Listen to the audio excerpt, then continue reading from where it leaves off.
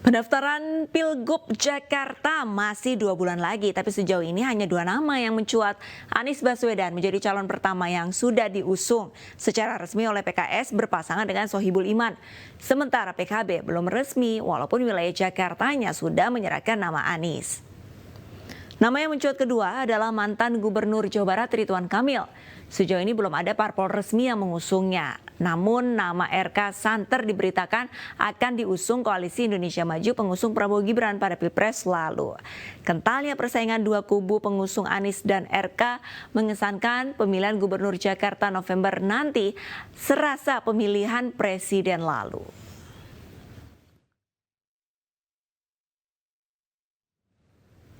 Pemirsa, 2 nama besar Anies Baswedan dan Ridwan Kamil kerap kali melintas baik di media sosial maupun di pemberitaan. Walaupun Koalisi Indonesia Maju belum memutuskan siapa yang akan mereka usung dalam Pilkada DKI Jakarta 2024 nanti.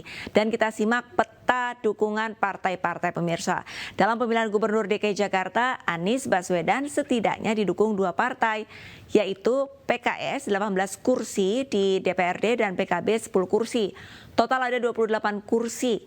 PKS tak bisa sendiri mengusung Anies karena kurang 4 kursi sebagai syarat minimal pencalonan gubernur. Sementara Partai Koalisi Indonesia Maju terdiri dari Golkar 10 kursi, Gerindra 14 kursi, PAN 10 kursi, Demokrat 8 kursi, PSI 8 kursi. Total Koalisi Indonesia Maju memiliki 50 kursi di DPRD. Namun hingga saat ini mereka belum memutuskan siapa yang akan diusung untuk menjadi lawan Anies Baswedan dalam Pilkada 2024 November nanti. Partai Amanat Nasional menegaskan sosok Anies Baswedan belum tentu maju dalam kontestasi Pilkada Jakarta 2024. Pernyataan ini disampaikan oleh Ketua Tim Des Pilkada Partai Amanat Nasional Yandri Susanto. Yandri menilai mantan Gubernur Jakarta periode 2017-2022 itu belum didaftarkan dan belum tentu mendapatkan perahu dalam hal ini partai politik. Terlepas dari pernyataan tersebut, Yandri mempersilahkan anak bangsa untuk berkontribusi dengan maju di Pilkada Jakarta. Menurutnya semakin bagus bagi rakyat Jakarta dengan banyaknya pilihan calon pemimpin Jakarta. Sejauh ini baru PKS yang telah menyatakan sikap resmi mengusung Anies Baswedan dan Sohibul Iman sebagai pasangan bakal calon gubernur wakil gubernur Jakarta 2024. Sementara itu DPW PKB DKI Jakarta baru mengumumkan mengusung Anies sebagai cagup.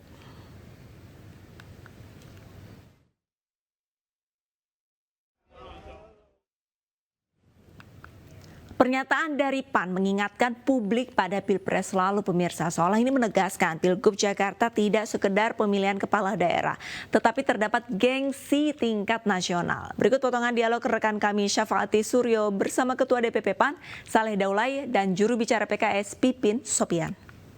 Ingin ke Bang Saleh terlebih dahulu. Bang Saleh, sebelumnya PAN mengatakan bahwa mudah mengalahkan Anies Baswedan di Pilkada Jakarta seperti Pilpres tahun lalu. Apa maksudnya Bang Saleh? Anda yakin bisa mudah mengalahkan Anies Baswedan?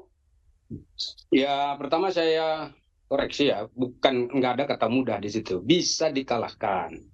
Itu yang benar begitu, bisa dikalahkan karena memang terbukti dari waktu kita Pilpres kemarin itu memang kita bisa mengalahkan Anies Baswedan gitu. Jadi karena itu ya tentu ini peluang besar bagi Koalisi Indonesia Maju jika memang bisa mengatur strategi yang benar dan tepat dalam rangka menghadapi pertarungan Pilkada DKJ atau daerah khusus Jakarta yang akan datang ini. Baik, apa yang membuat PAN yakin bahwa Anies ini mudah dikalahkan di Pilkada Jakarta tahun ini? Saya kira kan calon-calon yang lain yang diusung oleh partai-partai yang ada itu juga sangat kompetitif ya. Kalau PAN kan sekarang masih mengupayakan bagaimana ada kesamaan persepsi dan juga kesamaan dukungan untuk mendorong misalnya Ridwan Kamil. Nah, Ridwan Kamil ini kan popularitasnya juga cukup tinggi dan itu banyak diterima oleh semua kalangan. Jadi wajar kalau misalnya kami berharap bahwa dalam pilkada DKI ini ya kita bisa menang lagi gitu. Dan itu biasa saja gitu. Sebetulnya persoalannya bukan di situ kalau saya. Saya lihat yang saya soal salah satu kemarin itu adalah ini kan calon-calon yang muncul ini adalah calon-calon yang diusung oleh partai-partai politik. Nah gitu, memang siapapun boleh dicalonkan dan mencalonkan diri itu boleh. Nah, tetapi masalahnya kita ini kan kemarin ditanya kenapa PAN masih mendorong kader sendiri. Ya karena memang kami punya kader yang siap dan layak untuk didorong untuk menjadi kepala daerah di Jakarta. Jadi kami yakin bahwa Ibu Zita Anjani itu udah punya pengalaman, kan dia wakil ketua DPRD sekarang. Jadi sudah biasa menghadapi isu-isu yang berkenaan di Jakarta, udah familiar dan udah paham gitu bagaimana cara mengatasi, menangani dan seterusnya. Jadi ini tinggal bagaimana kita cari simulasi yang tepat. Mana tahu ini bisa digandengkan dengan salah satu calon gubernur yang ada. Ya gitu. Kami kan juga rasional. Kami tidak mendorongkan Mbak Zita itu sebagai gubernur, tapi calon wakil gubernur yang bisa kita sandingkan dengan calon-calon yang ada, termasuk misalnya kan kemarin kita sebut ada Ridwan Kamil, kemudian ada juga yang mengusulkan Kaisang, ada yang mengusulkan misalnya calon-calon yang lain yang menjadi perhitungan dan pertimbangan dari PAN. Itu loh maksudnya. Saya kira ini kabar gembira bagi kami ya, Bang Saleh Daulay mewakili dari Partai PAN menyatakan bahwa bisa dikalahkan, artinya memang nanti ke depan kita punya partner, punya lawan yang cukup untuk di Pilkada Jakarta.